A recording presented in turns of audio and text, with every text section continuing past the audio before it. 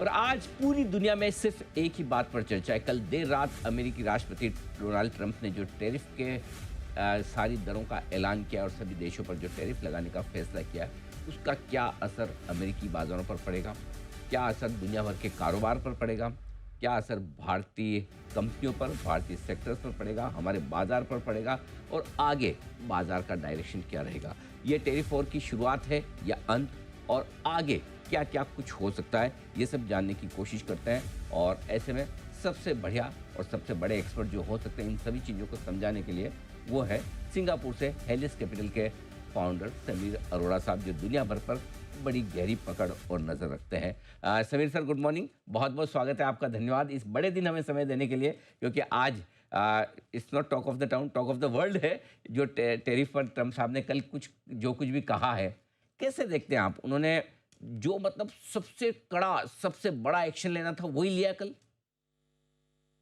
Actually जी अभी लड़ाई खत्म नहीं हुई है। हम्म। बिकॉज अभी आप अज्यूम कर रहे हो कि कोई काउंटर अटैक नहीं होगा। जी। काउंटर अटैक होगा यूरोप से, उन्होंने कह दिया कि हम भी करेंगे। हम्म। कनाडा कहता है आज करेगा और चाइना भी करेगा। तो यूएस प्रेसिडेंट एंड वो जो स्कॉट बेसेंट हैं, उन्होंने कहा है कि please do not do reciprocal tax tariff on reciprocal tariff, मतलब अब आप काउंटर मत करो नहीं तो और लड़ाई पड़ेगी। लेकिन ये कैसे हो सकता है कि बाकी कंट्रीज एकदम एक्सेप्ट कर लें? हम्म। इसलिए मुझे लगता है अभी आप इसको कंप्लीट स्टोरी ओवर ना गिने। हम्म। एक हफ्ते, 4 दिन, 3 दिन में पता लगेगा कि यूरोप अब क्या काउंटर करता है। बिकॉज आप सोचो एक तरीके से कि यूएस कहे किसी कंट्री को कि मैं आप पे 35% टैक्स लगा रहा हूँ, 40% टैक्स लगा रहा हूँ, और वो कंट्री कहे अब तू 40% लगा रहा है, हम तेरे पर 40% लगा रहे हैं, तो वो कहे अच्छा जी चलो लेट अस सेटल। ऐसे तो ना काम हो सकता है। ये टू से अगर आपने 40 मेरे ऊपर लगाया, मैं आपको 60 कर दूंगा। हम्म। अदरवाइज क्या लॉजिक बनी कि मैंने यहाँ पे 20 लगाया, उस कंट्री ने कहा मैंने तुम्हारी कई चीजों पे 20 लगा दिया, कि अच्छा सॉरी चलो अब उसको 12 पे नेगोशिएट कर लेते हैं। ये लड़ाई इतनी जल्दी नहीं सॉल्व हो सकती जी। मतलब ये तो वो कहते हैं कि जंग की शुरुआत शुरुआत है, मतलब लड़ाई की शुरुआत हुई है। शुरुआत का मतलब है, आप कह सकते हो ब्रॉड पैरामीटर समझ आ गए हैं। हम्म। लेकिन टू से कि अब खत्म हो गया, सब कुछ नोन हो गया, इतनी जल्दी नहीं होता हम्म। है। अच्छा, एक चीज बताया सर, जैसा आपने कहा भी, यूरोपियन यूनियन, चाइना, बाकी देश, सब, कनाडा, सब करेंगे, तो इससे क्या ट्रम्प साहब और भड़केंगे या शांत होंगे? वही मैं कह रहा हूँ ना, पहले राउंड में भड़कना ही पड़ेगा। अच्छा। क्योंकि अगर आप पहले राउंड में ही शांत हो जाओ तो फिर इतना ड्रामा किस बात का? कि हाँ। आप कहो मैंने तेरे पे 20 लगाया है, वो कहेगा मैंने ये 6 चीजों पे आप पे 20 लगाया। हम्म। तो सॉरी सॉरी, 20 बड़ा ज्यादा है, चलो नेगोशिएट करके 12। कैसे हो सकता है? हम्म। ही हैज टू फर्स्ट से हाँ। विद दे हैव सेड, उन्होंने कहा है कि आप, मतलब स्कॉट बेसेंट का तो आज का इंटरव्यू है हम्म। कि रेसिप्रोकल टैरिफ पे रेसिप्रोकल टैरिफ मत लगाना, हाँ, ठीक बात है। हम्म। otherwise there is no limit. Hmm. What I'm saying is it cannot end in one day like this. ऐसे कैसे हो हम्म। जाती है बात? एक दिन में नहीं सॉल्व हो सकता जी, ये चाहे आपको एक हफ्ते में हो सकता है। हम्म। बट फर्स्ट डे को खत्म हो गया, सब पता लग गया, कुछ नहीं पता लगा। फॉर एग्जाम्पल, अगर चाइना का है, जैसे हमारे फार्मा स्टॉक्स बड़े चल रहे हैं, अब चाइना को लगे कि यूएस को फार्मा स्टॉक्स में, नॉट फार्मा कंपनीज, मतलब फार्मास्यूटिकल्स उनको सस्ते में चाहिए। वो कहे जी मैं बल्क ड्रग्स पे एक्सपोर्ट टैक्स लगा रहा हूँ 25% का, फिर हम्म। कुछ तो करेगी दूसरी कंट्रीज भी। हाँ, सही बात है। अच्छा सर, इसका मतलब फिर क्या, जिन पर टैरिफ लगाया उन देशों को ज्यादा नुकसान, या एक्चुअली ये टैरिफ लगाने का ज्यादा नुकसान अमेरिका वालों को है? पहले राउंड में अमेरिका को है, लेकिन उनको वो चाहिए ना। इस लाइक सेइंग कि आपका बच्चा जो है हम्म। वो पास नहीं होता प्रॉपरली, हम्म। तो पहले उसको 4 थप्पड़ मारोगे तो ना बोलोगे अब थप्पड़ क्यों मारा, फिर अभी आज उसका मूड खराब होगा, उसके लॉन्ग टर्म मूड को ठीक करने के लिए आज थप्पड़ मार रहे हो। ठीक बात तो है। यूएस की प्रॉब्लम बड़ी सीरियस थी। हम्म। यूएस की मैंने बड़ा बहुत टाइम लगाता हूँ, बट बड़ा मजा आ रहा है आजकल यूएस की रिसर्च करके। सो उसमें क्या है कि वो कहते हैं कि अमेरिकन ड्रीम ये नहीं है कि हमें सबसे सस्ती चीजें वर्ल्ड में मिले, जो अभी तक का मॉडल था कि आपको टीवी सबसे सस्ता चाहिए, आपको ये चेयर सबसे सस्ती चाहिए, वो 1 रुपया सस्ती कोरिया में बन रहा है तो कोरिया से लेके ताइवान भेजो, ताइवान में असेंबली करके मैक्सिको भेजो, बट हमें 2 रुपये सस्ती मिले चीज। वो कहते हैं कि American dream is to have a job, hmm. और वो जॉब कई चीजों में, मैन्युफैक्चरिंग में चाहिए। फॉर एग्जाम्पल, अपने, अब वो वेदर यू लाइक इट और नॉट, उन्हें अपनी तरफ से 5 इंडस्ट्रीज बोल दी है जो उनको चाहिए for war reason and otherwise, which is auto, फिर बोला स्टील एल्यूमिनियम, फिर आई थिंक बोला ये शिपिंग आई थिंक, और एक आध और बोली आई थिंक चिप्स वगैरह। मीन्स अब आप ऑटो की नौकरी छोड़ के मैकडोनल्ड में नौकरी मिल जाए, आपको नौकरी सबको मिली हुई है, वो अलग चीज होती है.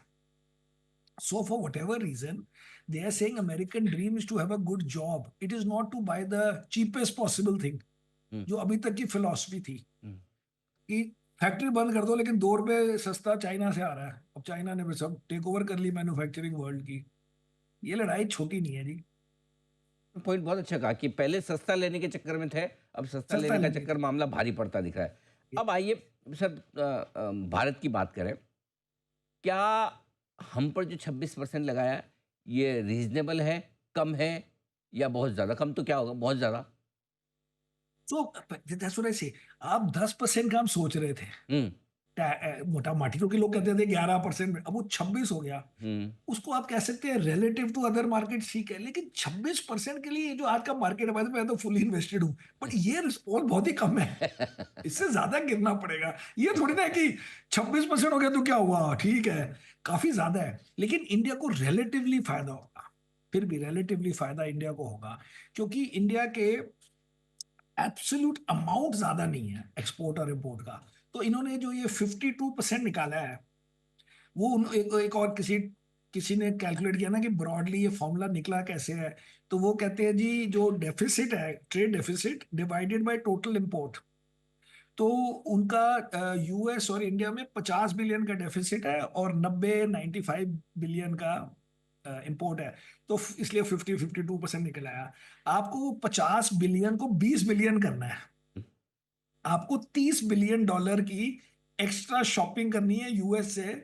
तो फिर वो डेफिसिट हो जाएगा 20%. हम्म, और क्योंकि वो हाफ टैरिफ लगा रहे हैं तो 10% टैरिफ है, जो वैसे भी मिनिमम है, उससे कम फायदा नहीं है. हम्म, आपको कहीं से $25-30 बिलियन का सामान खरीदना है यूएस से. हम्म, वो आपको वेस्ट नहीं कर रहे हैं आप 30 बिलियन, हम्म. आप उनसे खरीद रहे हो instead of buying from somebody else. हाँ, लेकिन ये करेक्ट. कैलकुलेशन का जो तो फॉर्मूला है, आप कई लोग तो ये कह रहे हैं, ये भाई साहब अजीब ही फॉर्मूला लाके लगा रहे हैं कैलकुलेशन करने का, कि फॉर्मूला इतना बिल्कुल टैरिफ है. लॉजिकल है. बिल्कुल इलॉजिक है. लॉजिकल है. बिल्कुल लॉजिकल है. बिकॉज उस फॉर्मूले से क्या हुआ, आपको समरी में मिल गया कि हाँ, चाहे वो टैरिफ से हो रहा है, कि वो नॉन टैरिफ से हो रहा है, कि वो किसी चीज से हो रहा है. उनका कहने का मतलब है कि अगर फेयर होता ठीक तो है. मोटा माटी जीरो होता. हम्म, ना आपका बेनिफिट, आप कुछ बेचते कुछ खरीदते. आपने क्योंकि ज्यादा बेचा है, तो क्यों बेचा है, वो ये assumption है. बट अगर आप ये चैट जीपीटी और ग्रॉक वगैरह से पूछो, सब कह रहे हैं बहुत बढ़िया फॉर्मूला, टाइप करके देखो, देखो इज दिस फॉर्मूला गुड. वो मैंने अच्छा. ट्विटर में देखा था. हाँ, तो हाँ. कहते हैं फर्स्ट थिंग, जो सारे एआई ने एग्री कर लिया है, चैट जीपीटी, ग्रॉक, परप्लेक्सिटी की मॉडल बढ़िया है. अरे सर, उनके ही तो है सारे के मुझे सारे. लगता है उन्होंने भी इसी में से ढूंढ के करा होगा नहीं तो कि एआई भी हाउ तो दिस सारे उनके फॉर्मूला. हैं, अमेरिका वालों के, हमारे कहाँ है? बॉटम लाइन इज, आपको 25-30 बिलियन डॉलर की एक्स्ट्रा परचेज करनी है. हम्म, ठीक है. हम्म. मतलब वेस्ट नहीं कर रहे 25 बिलियन, आप इस कंट्री से ना लेके सामान उस ले लो. कंट्री से ले रहे हैं. तो क्या ऐसा, आप क्या सोचो क्या ले 10, सकते हैं सर? ऐसा हम क्या मैं लेंगे वही कह रहा अमेरिका हूँ, से 20-25 बिलियन का? 10 बिलियन का ऑयल ले लो. हाँ ठीक है. ठीक है, ये तो ठीक है, अब सिंपल है. उसमें सपोज कि वो महंगा होता है ऑयल, हाँ, सपोज करो कि वो ऑयल आपको महंगा देते हैं सऊदी अरेबिया से हाँ, 5%, क्योंकि 10% महंगा तो कुछ नहीं होगा, हाँ. 4-5% महंगा होगा. तो हम्म, चलो इंडिया का 400-500 मिलियन डॉलर का नुकसान होगा, तो क्या हो गया फिर इतनी बड़ी कंट्री में. हम्म. फिर आप 5 बिलियन की कारें खरीद लो. अच्छा. 5 बिलियन की कारें मैंने कैलकुलेट की ऐसे बैठ के अपने घर हाँ, में, कि 25-30 हजार डॉलर की एक कार होती है. करेक्ट. राइट. हाँ. तो आप 1.5 लाख कारें खरीदो, 1.5 लाख ये टेस्ला फुसला जो भी हम्म, यूएस कंपनीज की खरीद लो. 1.5 लाख में इंडिया का क्या मार्केट शेयर हुआ इन कंपनियों का, 3%. इंडिया में 40 लाख गाड़ियां बिकती हैं साल की. आप 1.5 लाख अपने बजट बनाओ कि चलो 5 बिलियन की हमने कारें खरीद ली, क्या हो जाएगा, 3% ही है. कोई ये नहीं कि इंडिया बंद हो जाएगा, क्योंकि 3% cars are coming from US, जिसमें कुछ टेस्ला होंगी, कोई फोर्ड होगी, जो भी लोगों को खरीदना है. तो 3-4% मार्केट शेयर में कोई इतना कोई नुकसान नहीं हो जाएगा. 15 बिलियन हो गया, बाकी मुझे नहीं पता. कोई डिफेंस वेफेंस खरीदना पड़ेगा, लेकिन उसमें दो इश्यूज हैं. ये आप डिफेंस वगैरह चीजें जो है ना, वो 1 मिनट में नहीं खरीद सकते. अब ये नहीं पता कि आप यूएस को एक्चुअल नंबर दिखाओगे कि हाँ भाई देख, एक्चुअली हमने 25 बिलियन एक्स्ट्रा खरीद लिया है ऑलरेडी, या प्लान दिखाओगे, हम्म, या वैसी बातें मान जाएगा. हम्म. अब ये डिपेंड करता है ना हर कंट्री की क्या लड़ाई है क्या नहीं है. बट मेरा मतलब है, it is not very difficult for us, because हमारा एब्सोल्यूट साइज कम है ऑफ इंपोर्ट्स एंड एक्सपोर्ट्स. हम्म, खाली 90 बिलियन के इंपोर्ट है, सॉरी 90 बिलियन के एक्सपोर्ट है, और 40 बिलियन का इंपोर्ट है, पैंतीस तो जो बिलियन का। 50 बिलियन का डेफिसिट है उसको 20 22 25 बिलियन करना है। अच्छा, इट इज बोलते नॉट तो the end of the world. नहीं तो सर इसलिए आपने, जिसके 200 बिलियन के इंपोर्ट एक्सपोर्ट, फिर गेम अलग हो जाता है। हाँ नहीं आपने कैलकुलेशन बहुत जोरदार बताई सर एकदम कि $10 बिलियन का तेल ले लो, $5 बिलियन के आपके ये गाड़ियाँ वाड़ियाँ ले लो, 5 10 बिलियन का कुछ और खरीद लो, खरीद लो, पाँच बट दस इसमें बिलियन तो इसमें क्या होता है, 1 मिनट में खरीद नहीं सकते, क्योंकि कुछ उसको अप्रूवल में ही सालों साल निकल जाते हैं। So now how it does gets done, वो बड़ा मुश्किल है कहना, बट इंडिया के लिए बुरा नहीं है, क्योंकि इंडिया इंपोर्ट एक्सपोर्ट नहीं करता ना इतना। हम्म सर वो भारत सरकार की कमेटी में होना चाहिए आपको, जो नेगोशिएट कर रही है अमेरिका के अधिकारियों के साथ में। आप एक बढ़िया अलग पर्सपेक्टिव दे सकते हो कैसे आराम से रास्ता निकाल रहे हैं, राइट। तो अब दो चीज़ है, बार बार ट्रम्प साहब वैसे तो कहते हैं मतलब भारत से मुझे प्यार है, दोस्त हैं, सब हैं, ये है, लेकिन टैरिफ लगाते हो क्योंकि ये सब सोचा टैरिफ नहीं। लगा दो, पूरा टैरिफ। हाँ, तो इसका मतलब क्या समझे, इसका छोड़ेंगे कोई नहीं हमें। मतलब नहीं है, उसका मतलब कुछ नहीं है, उनका मतलब है टैरिफ इज टैरिफ, वो उसकी पॉलिसी है, बट एक्चुअली ये मैंने तो पूरा प्रिडिक्ट किया था कि स्ट्रॉन्ग लगेगा। क्यों? आपको ट्विटर पे या यूट्यूब में उसमें 25 25 30 30 साल पुराने वीडियोस मिल जाएंगे डोनाल्ड ट्रंप के, मतलब शक्ल से बड़े यंग लग रहे हैं, पता होते 40 साल तो नहीं होंगे, मतलब 90s के, 2000s के, जहाँ पे वो कह रहे हैं कि जापान और कोरिया बड़ा एडवांटेज उठा रहे हैं हमारा, कि वो हमें कारें भेजते हैं और हमारी कारें नहीं लेते हैं। तो ये it's not a new thing, it's not a political thing. पुराने 90s के इंटरव्यू लगते हैं, क्योंकि बड़ा यंग लगते हैं मिस्टर ट्रम्प। तो इसका मतलब है he really believes in it कि वर्ल्ड ने हमारा एडवांटेज उठाया है। तो इसलिए ये तो होना था या होना है। इसमें अब आप ये मत करो कि हमारे दोस्त हैं कि नहीं है, क्योंकि उन्होंने किसी को भी नहीं गिना, उन्होंने प्योर नंबर से किया है। ये इस फॉर्मूले से लगता है कि इस फॉर्मूले से किया है, क्योंकि सारे मैच हो रहे हैं नंबर। आ, तो इसमें इसलिए एक तो ये नहीं कह फॉर्मूला ये सकते कि कि दोस्त है। आप, एक तो फॉर्मूला इट है हैज कि बीन आपका डन ट्रेड डेफिसिट कितना है, उसके हिसाब से आपने गिन लिया, एक तो फॉर्मूला और ये उसने आपने किया, उसमें है ना। दोस्ती को यूज नहीं किया ना, हाँ, नेगेटिवली ना। और दूसरा फॉर्मूला लोग वो भी बोलते हैं भाई कि ट्रम्प साहब कहते हैं टैरिफ हम ऐसे गिन रहे हैं, आप जीएसटी कितना लगा रहे हो, वैट कितना लगा रहे हो। बट अब नहीं करा ना, एंड में नहीं किया ना, हाँ, क्योंकि एंड में तो खाली ना, तो अब वो बातें इरेलीवेंट हो गई, क्योंकि ठीक बात। उन्होंने ये सब चीजें गिनी नहीं ना। उन्होंने हम्म तो एक्चुअल इंपोर्ट, एक्चुअल एक्सपोर्ट गिना है। हम्म अब तो सर, देयरफॉर इट मींस कि वो चीजें ऐसी बोलने के लिए थी, हम्म बट वो उनको समझ नहीं आई होगी हाउ टू इनकॉर्पोरेट हर आदमी का। तो ये फॉर्मूला क्या है? Hmm easy to get the data and easy to make a formula. Hmm वरना एक एक कंट्री का कैसे चूज करो कि उसने राइस पे इतना लगाया है, उसने इंश्योरेंस नहीं अलाउड है, वहां पे ये नहीं अलाउड, वो छोड़ दिया उन्होंने। अच्छा अब सर और इसमें आप सर्विसेज से बच गए, हम्म हम्म क्योंकि यूएस का अपना सर्विस सरप्लस है वर्ल्ड के साथ। ठीक बात है। अब ये तो बताएं इसलिए सर उन्होंने कि, हमारे ऊपर ध्यान नहीं दिया, क्योंकि हमारा भी सरप्लस है और उनका भी सरप्लस है। ठीक बात लेकिन है, अब यूरोप ने कहा है कि वो उनकी सर्विसेज पे टैक्स लगाएंगे। ठीक बात है, ओके। उनकी सर्विसेज क्या होती हैं? जैसे एक तो आईटी वालों की होती हैं, कि हम्म फेसबुक पे लगाओ, हम्म गूगल पे लगाओ, हम्म फिर ये बैंक्स वगैरह, पता नहीं इसमें कैसे टैक्स लगेगा, but US services they have a surplus.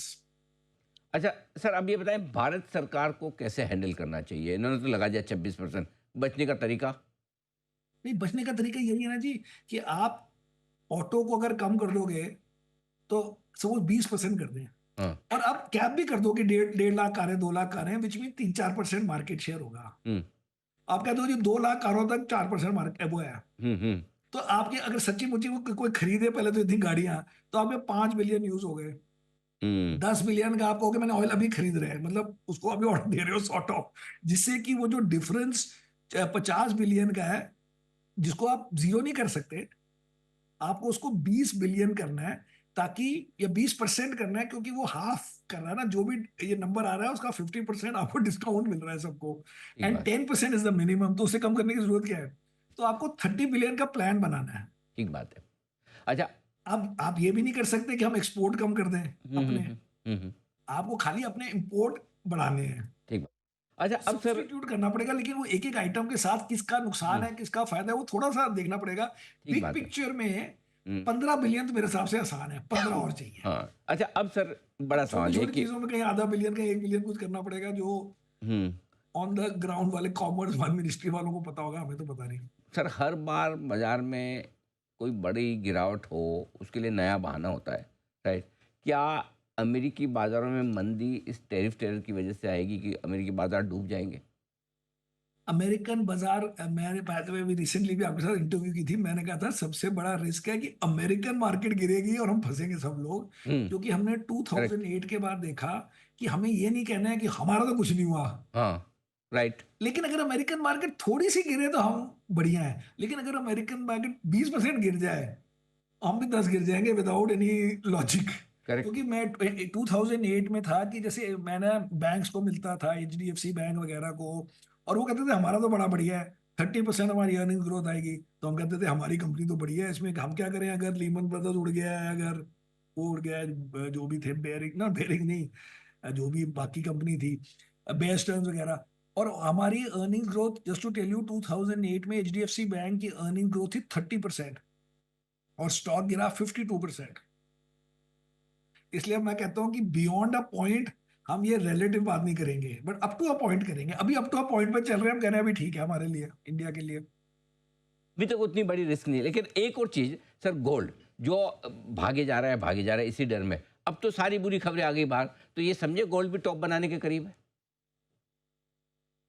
Gold मुझे नहीं पता, बट मेरे हिसाब से अभी कोई किसी को सेल करने की जरूरत नहीं है, हम तो हम्म। खरीदने को भी तैयार हैं अगर 100 रुपए गिर जाए, सौ अच्छा। डॉलर गिर जाए मतलब। अच्छा। मैंने बाय द वे अभी 1 महीने पहले जब मैंने US स्टॉक्स बेचे थे, मैंने उस फंड में भी 5% गोल्ड लिया था। अच्छा। द रीजन इज कि लोग अब US से दुखी हैं, तो इसलिए US डॉलर से भी दुखी हैं, और US का एंड गेम है कि अब आपका डेफिसिट कितना है, अभी ग्रोथ कितनी है। तो अब आप कहाँ कहाँ जाओगे, कौन सी करेंसीज में जाओगे, अगर आपको खाली US डॉलर को अवॉइड करना है। US तो dollar you can see weak हो रहा है। हम्म। अब कौन आदमी वर्ल्ड में जाके कहेगा मैं येन खरीद लेता हूँ, इंस्टीट्यूशंस करते भी होंगे, बट जनरल जनता को तो गोल्ड ही समझ आता है। ठीक बात है। आई थिंक गोल्ड इज अभी, पता नहीं खरीदें कि ना खरीदें, बट इतना भी ऑब्वियस नहीं है कि वो खत्म हो गया उसका, ठीक बात। क्योंकि अभी इशू अब हुआ है हम्म। कि US की जो पोजीशन थी वर्ल्ड में, वो चैलेंज चैलेंज नहीं, उन्होंने अपने आप को करा है, बट एज आई सेड उनको चाहिए था ये, उनका डेफिसिट बहुत हाई है, उनके मैन्युफैक्चरिंग जॉब्स नहीं है, वो they can't keep continuing the same way, तो actually Trump is doing a brave thing. ठीक बात है। बट स्टाइल मे भी कह सकते हो गलत है, हाँ। बट वो जो डोज कर रहा है, जो इलॉन मस्क कर रहा है, ये चीजें वर्ल्ड को भी करनी चाहिए ना, कि 15% आप अपनी कॉस्ट कम कर रहे हो। मैं बता रहा हूँ, अगर आपके ZTV में भी कोई जाए, हमारे हीलियोस में आए, 15% कॉस्ट वैसे भी कम हो सकती है, तो गवर्नमेंट में 15 तो कुछ भी नहीं है। हाँ, ठीक बात। अच्छा सर, अब एक चीज़ और बताइए, आईटी शेयर हमारे यहाँ इतने क्यों गिर रहे हैं? ऐसा क्या आईटी को डर है? सबसे खराब सेक्टर हो गया ये आज के कारण। है ही खराब सेक्टर जी, आप हमारी परफॉर्मेंस नहीं देखते। हमने फेब एंड में जी। अपना हर फंड में जो IT का वेट होता था 15-18%, वो 3% कर दिया, एक स्टॉक नहीं बेचा, वो भी बड़ा डाउन है वैसे आज, करेक्ट। बट हमने सारे बेच दिए, सारे फंड्स में अक्रॉस, बिकॉज अब आपको एक हफ्ते में, उस वक्त भी हमने यही बात बोली थी कि अप्रैल में आपको गाइडेंस देनी है, किस बेसिस पे गाइडेंस दोगे, मार्च में इतनी अनसर्टेनिटी होगी US में, 2 अप्रैल को आपको पहली बार टैरिफ पता लगेगा, जो आज पता लगा, तो जो US आपके क्लाइंट है वो आपको क्या गाइडेंस, आपको क्या बताएंगे कि आप हमें गाइड कर सको। Correct. So these companies will have to come and say, if they by mistake say no guidance, तो वैसे स्टॉक उड़ जाएगा। अब वो बेचारे, उनको समझ आएगी नहीं, कहेंगे 1 to 3%, 1 to 4%, क्या बोले, क्योंकि उनका क्लाइंट अपने आप कंफ्यूज है कि उसका क्या फ्यूचर है। एंड सेकेंडली AI प्लस ये जो डिसरप्शन ऑफ आर्टिफिशियल इंटेलिजेंस, ये वो। एंड थर्डली अगर उसकी आप वैल्यूएशन देखें, तो अगर मूड खराब हो तो वैल्यूएशन हाई है, अगर मूड ठीक है तो वैल्यूएशन ठीक है। बट अगर आप देखें प्री कोविड की ग्रोथ क्या होती थी और प्री कोविड की वैल्यूएशन क्या होती थी, उससे 15-20% ऊपर थे अभी तक। तो उस वक्त 17-18 टाइम होता था, फिर 20-22 हो गया। अब वो क्योंकि मूड खराब है तो इतना भी हम कहते हैं ज्यादा है। ठीक बात। सो अभी तो कोई होप नहीं है उसमें, उसमें गाइडेंस ही नहीं होनी। आज के करेक्ट। आप स्टॉक देखो ना, 8-8% डाउन है, हॉट स्टॉक्स। वही वही वही इतना मतलब बुरा हाल है। और आपने पिछले अब इंटरव्यू में भी कहा था कि हम तो पूरी तरह से एग्जिट करें, ये वो तो बहुत। अभी तो हमारे चीक्स थोड़े से ऐसे घूम रहे हैं। सर मेरे भी थोड़े, मेरा भी हिलियोस फ्लेक्सी के फंड में पैसा है मेरा। अच्छा, दूसरी चीज, फार्मा स्टॉक को लेकर आ, अभी लगाया नहीं है, लेकिन रिस्क है या फिर ज्यादा कुछ कर नहीं थोड़ा सा पाएंगे? रिस्क है, थोड़ा सा रिस्क है, बहुत ज्यादा शायद ना हो, क्योंकि ये लॉजिकल चीज है कि वो फार्मा में हमें सब्सटीट्यूट कर, हमें मींस सारे वर्ल्ड के जो ड्रग्स आ रहे हैं वो कैसे सब्सटीट्यूट करोगे। उसमें उल्टा रिस्क ये है 2%, पता नहीं कितने परसेंट प्रोबेबिलिटी का, कि चाइना उनको तंग करने के लिए, वो चाइना कहता है मेरे पास भी बड़ी चीजें हैं करने को, तो China, since China can't put tariff on US thing so much because वो यूएस से आती नहीं इतनी चीजें, तो China can just make it more difficult for US. ये है चाइना की स्टोरी।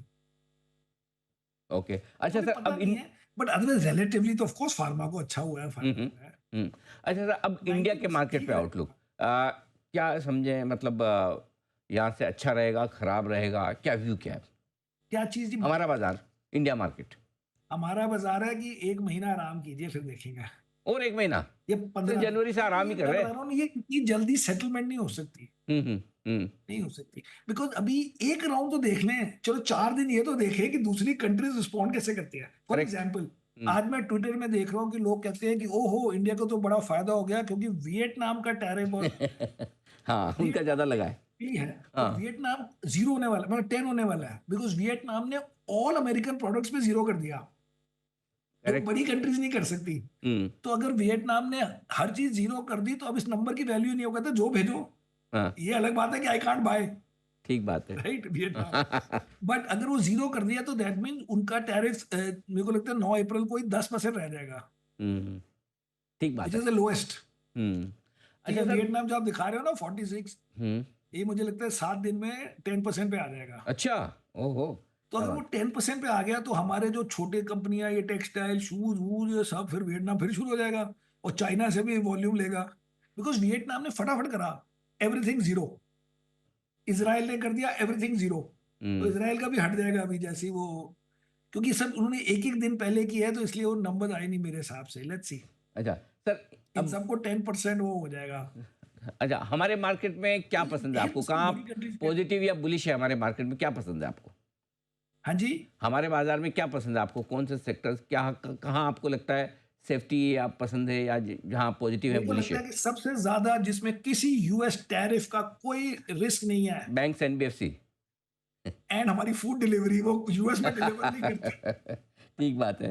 हुँ। वो यूएस में कुछ डिलीवर नहीं करते, but actually bank NBFC obvious वाले हैं, हाँ, और थोड़े बहुत आप इधर उधर गिन लो, बट बेसिकली यूएस एक्सपोजर से दूर रहो भी थोड़े दिन। यूएस का रिजॉल्व तो है, पहले मैं भी कहता था ये चीजें कि ये सबको तो पता लग गया तो डिस्काउंट हो गया, अब मैं ये सब बातें नहीं मानता, क्योंकि सबको पता होता है फिर भी वो चीजें डिस्काउंट नहीं होती। जैसे आप कहो कि जी 10 साल से पता था कि HDFC bank is fighting with state owned banks and it is winning market share 2000 to 2020, फिर भी हर साल बढ़ता था, सबको पता था।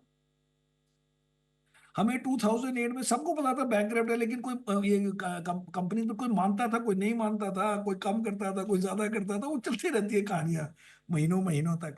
सो अभी मुझे लगता है कि बेस्ट सजेशन ये है कि थोड़े दिन आराम किया जाए। ठीक बात है। बिल्कुल जैसा आपने कहा वही करेंगे सर। और वैसे भी आराम करने में कौन-सी मेहनत करनी होती है, आराम ही तो करना है। मेहनत का काम बोलते थे ज़्यादा मुश्किल था। सर ने कहा है थोड़ा हाँ, नहीं देखिए। नहीं, जी, आपको रिसर्च करने में मेहनत करें, हाँ, और देखिए वर्ल्ड कैसे डेवलप होता है। 10 दिन में कोई इतना बढ़ भी नहीं जाएगा कि बड़ा नुकसान हो जाएगा, ठीक बात है। घटे ना घटे, बट ये नहीं है कि इतना बढ़ जाएगा कि आप कहोगे ओए हो यार बड़ा मिस हो गया मेरा। ठीक बात है। इतना नहीं हो सकता, इतना नहीं हो सकता तो इतनी चलिए, जल्दी। बिल्कुल सर, तो जैसा आपने पूरा हर एक चीज़ पर विस्तार से आपने डायरेक्शन दिया, बताया भी कि आगे किस तरह से बाज़ार का मूड माहौल रह सकता है। थोड़ा दिन इंतज़ार करें, देखें कि एक बार ट्रंप के ऐलान के बाद वापस से दूसरे देशों की तरफ से किस तरह की कार्रवाई होती है, किस तरह के स्टेटमेंट आते हैं और फाइनली किस तरह से ये सेटल होता है। सर, मेरे सर बहुत-बहुत धन्यवाद आपका। Thank you so thank you much जी। सर। और पूरी डिटेल में आपने एकदम अच्छे से बताया और समझाया भी। Thank you so much sir.